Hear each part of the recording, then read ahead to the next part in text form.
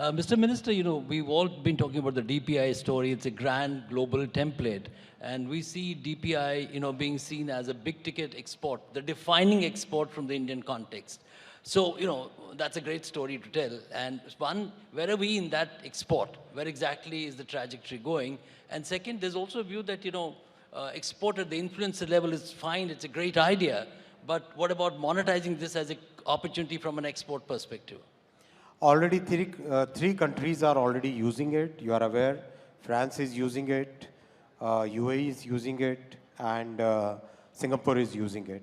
About 30 countries are already in the process of evaluation. So UPI is already exported. There is a lot of interest all across the world for getting UPI within the system. We have signed MOU with Japan, and actually Japan has granted a patent to UPI. Japan has actually granted a patent to UPI. So it's a model, it's a technology which is today widely accepted as a very good way of designing the payment system. Moreover, above that, the structure that we have created, structure in which no one company can be dominant, that structure is highly appreciated by world over, by the policymakers as well as common citizens. Karthik, there's a related question here. The DPI mechanism, obviously, we celebrated as a grand success. But back home, it's largely running in the government, fuel. It's being largely managed by the government, both as a cost center and also as an operational center. There's large talk of an ecosystem of entrepreneurship, being built around in the private sector. Is that a stated objective, or you want to continue, so to say, subsidizing DPI, penetration in this country domestically? See,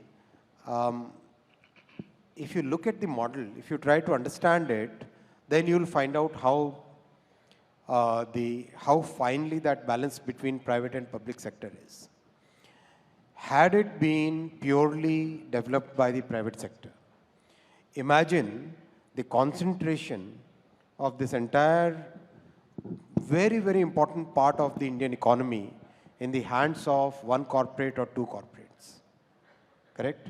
Had it been purely done by government, there would be significant level of, we wouldn't have been able to reach a level which the energy of entrepreneurs can really take it forward.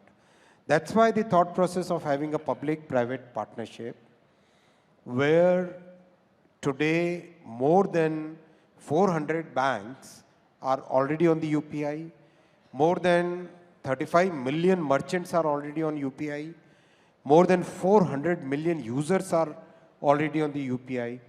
If you want to start a payment application tomorrow, you can actually do it. So what is the idea? The idea, thought process is, our Prime Minister is very clear that technology has to be democratized. Technology should be available to every common citizen, as much to you as to a person in the remote parts of Jharkhand, as much to a person in Mumbai, as to a person on the boards of Kerala. It has to be equally available to everybody. That is the thought process by which this entire system has been designed. It is working very well. The world is appreciating, because this flattens the difference between the haves and have-nots. This is a way of inclusive growth. One of the most important objectives of Prime Minister Modi ji's economic policy is inclusive growth. Program after program is designed for inclusive growth. Everything that we do is designed to have has inclusivity as an integral part of it.